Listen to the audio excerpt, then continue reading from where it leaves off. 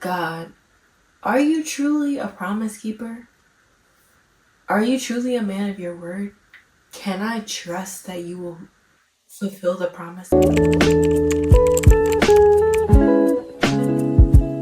Hey y'all, welcome back to my YouTube channel. My name is Naya, aka Naya Walks with the Lord, and today I'm going to be sharing with you guys my testimony of God fulfilling the promise. God has shown me that my wait has not been in vain. Some of you guys may or may not have seen my previous video that I have on my channel. If not, you may want to go check it out before you fully watch this video.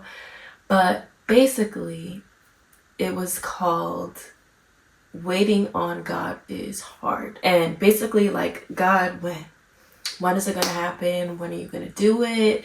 You know, even posting that video was an act of obedience, but it was an act of faith, even when he hasn't fulfilled the promise yet. In the video, I was talking about waiting on God for getting into a master's program and the different bumps in the road and different things that I faced along the journey, waiting on him and still learning how it is to, like, when God gives you a promise, that it's his promise. It's a certain way you got to go about it for it to work out.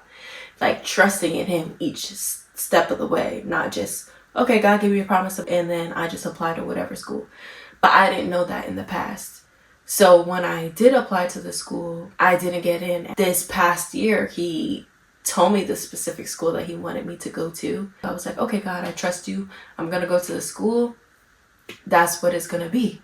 But even then, it was a journey because I had to take prerequisite courses to prepare. But I could have, doubted. I could have been like, God, I don't know, like, I have to take prerequisite courses. I could have compared myself to, different peers, like, oh, I don't measure up, I'm not good enough. And I said, God, you know what, I'm gonna trust you, even though it's not exactly like this fast process.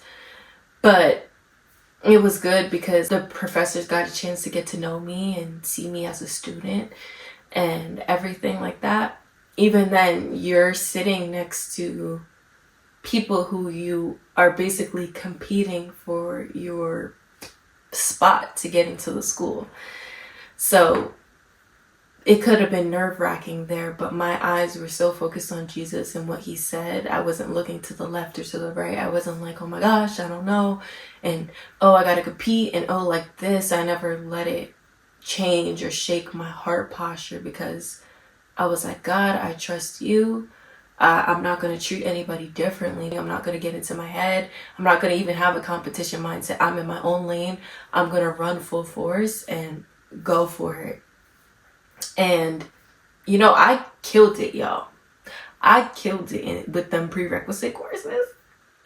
I'm happy to say that your girl got all A's. But obviously God's grace was in it. But I fully put the hard work in to get to that point. And just did other things behind the scenes to build my resume and essentially prepare for the master's program. When I submitted my application, and I heard back from them not too long after where they said, okay, you're invited to interviews. It was like, oh my gosh, like, I'm so excited.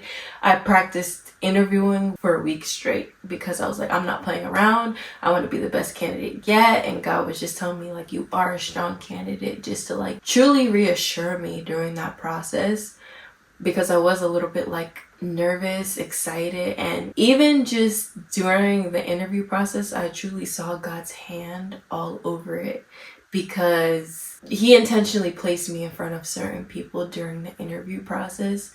And I know that obviously God gave me the favor because that's where he called me to go to. Like, he put me in front of a certain professor where I had emailed her before the interviews about something, and then after the interviews she had emailed me and like, oh, I hope to have you join so and so, which is in this specific master's program. So I'm like, she's basically telling me I got in. I am so happy to share with you guys that I got into my master's program. After waiting for 2 years, when the school had updated into the email like, oh, there was an update to your portal, I kind of got nervous, but obviously I know the truth of what God said. But I was like, so I opened the letter, and just seeing the congratulations just truly made me break down and cry, because all I could think about was the whole journey that I've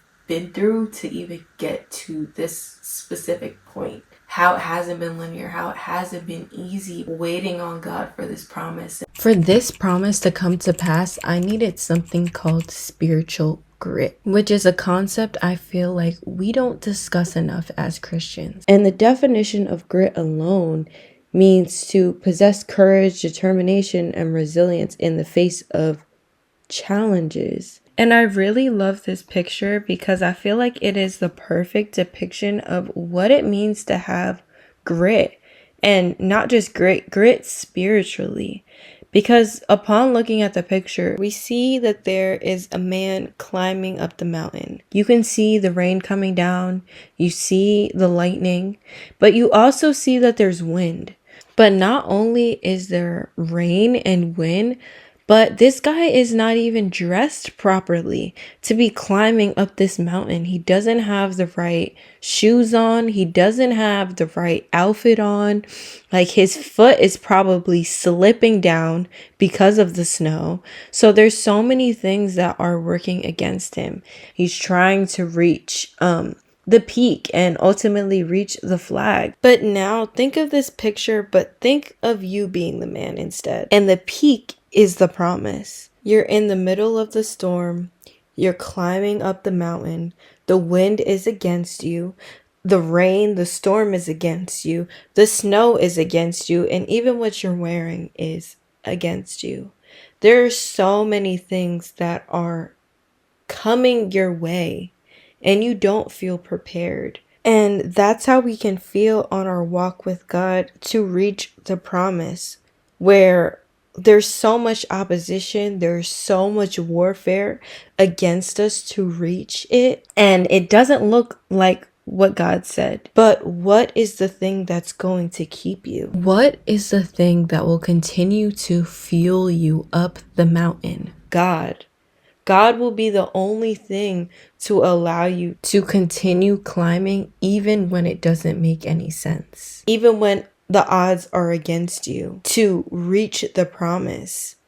But He will sustain you, because without Him, we will grow weary and we won't have the fuel to go up the mountain. So we need to keep our eyes on Him. And when we do, we'll be able to reach the peak. Whoever is on the other side of this video, I just hope that my testimony of God's faithfulness, God's, goodness, knowing that God is not a man that He shall lie, I hope that my testimony communicates that to you. I hope that you receive that for yourself and you latch onto that. I hope that it fills you with hope concerning your whatever God has promised you, like trusting Him that He will fulfill the promise to you. God fulfilling the promise for me is not just for me, but it's for you too. So whatever God has promised you, hold on to it, latch on to it. All God needs is a mustard seed of faith, guys. Have that mustard seed of faith in God to say, I will walk out and I will trust you. I don't have all the pieces of the puzzle. I don't see the full picture, but I'm going to trust you.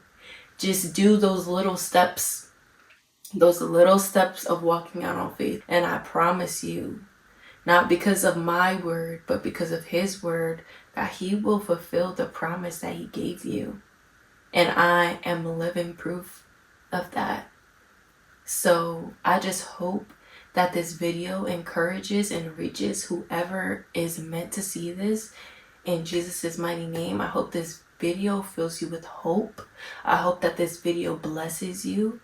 And I hope that you have a blessed rest of your day. Bye.